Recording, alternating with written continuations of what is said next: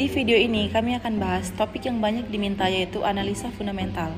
Kita akan mulai dari rasio yang sangat populer, yaitu Price to Earnings Ratio atau PE ratio yang sering disebut dengan PER. Kita akan belajar apa itu PER, cara hitungnya, gimana pemakaiannya, dan hal-hal yang harus diperhatikan dalam menggunakan PER. Sebelum mulai, kita ketahui dulu apa itu analisa fundamental. Jadi, analisa fundamental itu sendiri adalah hal yang paling mendasar. Saham itu pada dasarnya adalah membeli kepemilikan kepada suatu perusahaan. Jadi, di analisa fundamental kita mau menganalisa semua terkait perusahaan. Apa itu rasio? Jadi, dalam matematika adalah perbandingan dua angka dengan melakukan pembagian.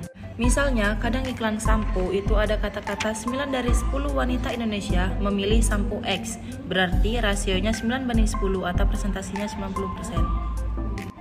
Rasio itu penting karena kalau kita hanya punya satu angka saja, kita tidak akan dapat gambaran yang menyeluruh.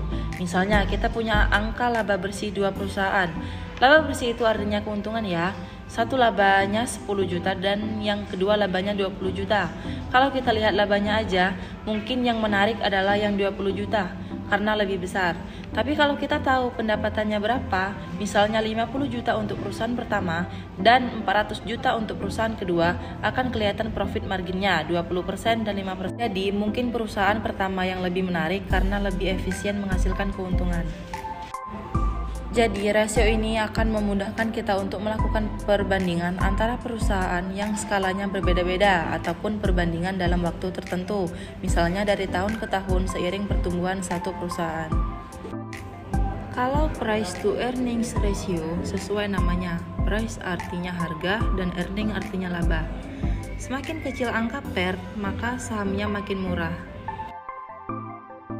Untuk menghitung PER ada 3 komponen, yaitu laba bersih, jumlah saham yang beredar, dan harga sahamnya.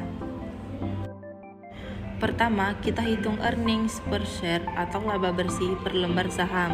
Berarti laba bersih dibagi jumlah saham yang beredar. Lalu PER yang didapat dengan harga saham dibagi EPS, tapi saya akan perlihatkan rumusnya laba bersih dibagi jumlah saham yang beredar.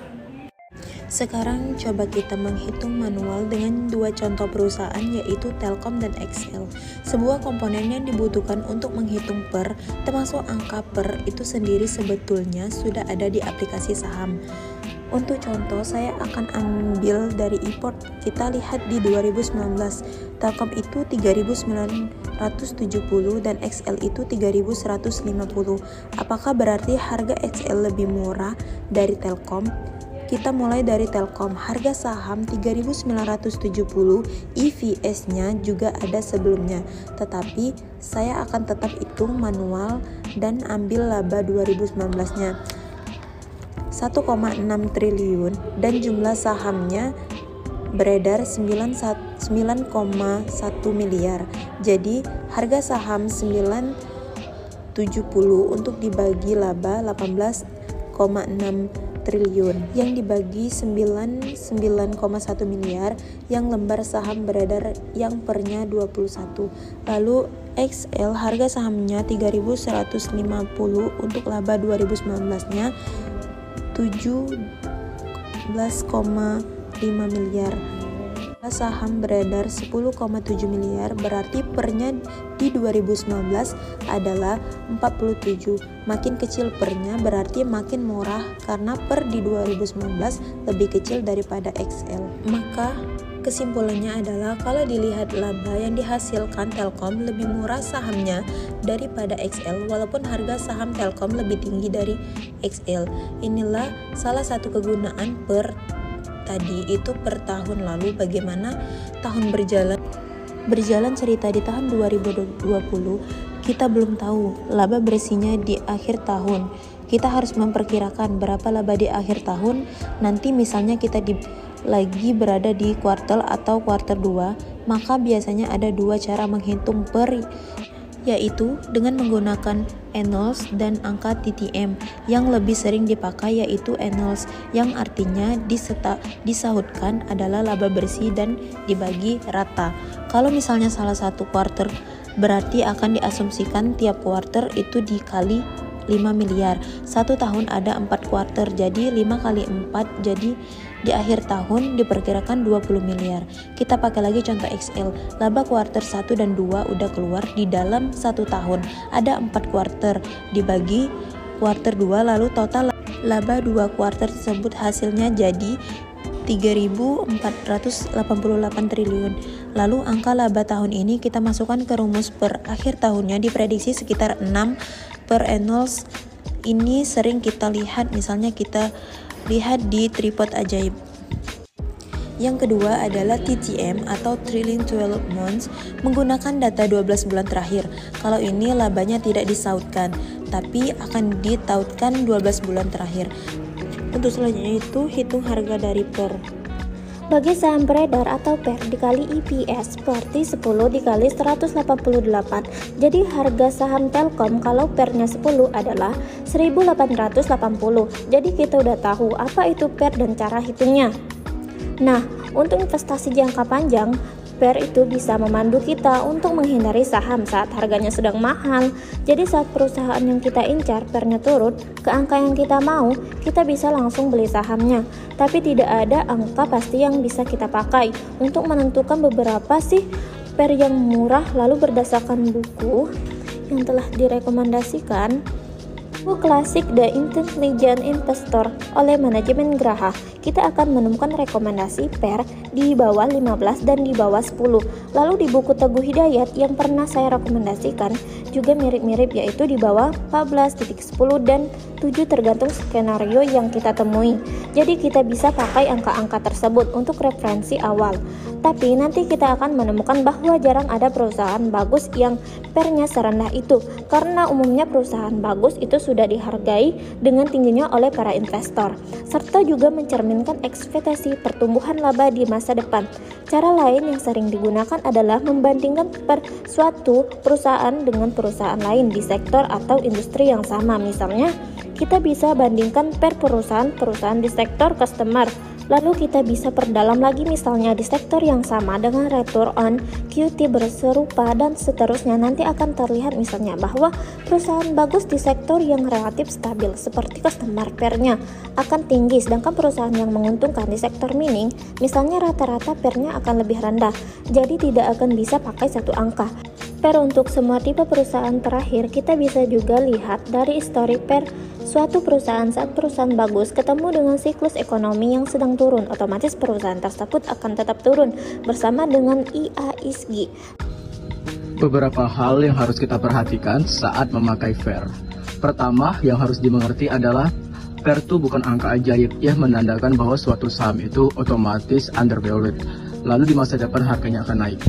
Banyak yang jadi salah paham dengan berkesimpulan bahwa kalau PER-nya rendah berarti bagus. Jadi banyak orang yang begitu ketemu perusahaan dengan PER rendah langsung beli. Kemudian mereka bingung kenapa tiap tahun malah turun terus. Padahal langkah pertama dalam investasi itu kita harus menentukan dulu bahwa suatu perusahaan memang berkualitas dan akan terus berkembang. Ini dilakukan dengan melakukan analisis yang lebih komprehensif, melihat kualitas manajemennya, laba yang konsisten, seberapa rutin bagi dividen, pertumbuhannya, dan lain-lain. Setelah kita yakin bahwa perusahaan tersebut layak untuk kita miliki, baru kita akan gunakan PER untuk melihat apakah harganya cocok atau tidak. Malah, kalau ketemu perusahaan yang PER-nya bertahun-tahun selalu rendah, kita harus gali lebih dalam. Jangan-jangan pasar sudah tidak menghargai karena memang proses itu bisnisnya menuju sunset dan labanya diprediksi akan turun terus di masa depan. Kedua, ada beberapa kelemahan rasio PER karena menggunakan laba bersih sebagai komponen perhitungannya. Misalnya, perusahaan yang sedang rugi, kita tidak bisa hitung menggunakan PER karena labanya negatif. Lalu perusahaan yang labanya tidak stabil, misalnya perusahaan yang rutin melalui siklus naik turun, dan perusahaan yang keuntungannya digerakkan oleh harga komoditi, akan sulit dan tidak cocok untuk dianalisis menggunakan PER. Ketiga, perhitungan PER disediakan oleh aplikasi saham juga jangan langsung ditelan mentah-mentah. Tadi saya sempat jelaskan tentang PER Analyze, di mana IPS dibentuk menggunakan laba yang disetahunkan dan PRTM yang menggunakan laba dari tahun lalu. Dari sini aja kelihatan bahwa angkanya bisa tidak akurat. Misalnya, kembali pakai contoh XL. Kenapa PER XL di 2020 sangat rendah, seakan-akan XL yang sangat murah? Kalau kita lebih teliti lihat kuartal 1, ada lonjakan laba di sini. Dan ternyata ini dari penjualan tower. bukan dari pendapatan operasional biasa. Jadi untuk anomali seperti ini, kita sebaiknya koreksi manual dengan mengurangi labanya. Per TTM atau Tritium Fund.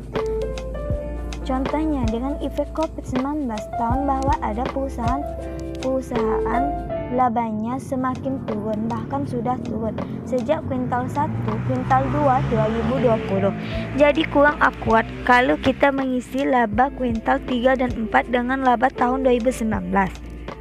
Intinya kita tidak bisa saling pakai aplikasi saham kita, jadi cermati dulu agar tidak salah menilai suatu perusahaan, dan mau tidak mau ada sedikit perhitungan manual menggunakan angka yang lebih mendekati. Kesimpulan, PER adalah rasio yang fundamental untuk melihat harga saham terhadap laba bersih yang dihasilkan perusahaan makin kecil dengan makin murah sahamnya. 2. Dengan membandingkan PER antar perlu saham yang periode waktu kita bisa menentukan harga saham perusahaan murah atau mahal. 3. PER murah bukan berarti bagus, jadi kita harus mengutamakan kualitas perusahaan itu baru kita lihat murah atau tidak. Jika perusahaannya bagus dan murah baru kita beli. 4. Banyak yang harus diperhatikan saat menggunakan PER, dan PER tidak bisa dipakai sebagai angka ajaib untuk memberikan suatu saham. Jadi lakukanlah analisis fundamental yang lebih komprehensif agar tidak terjebak.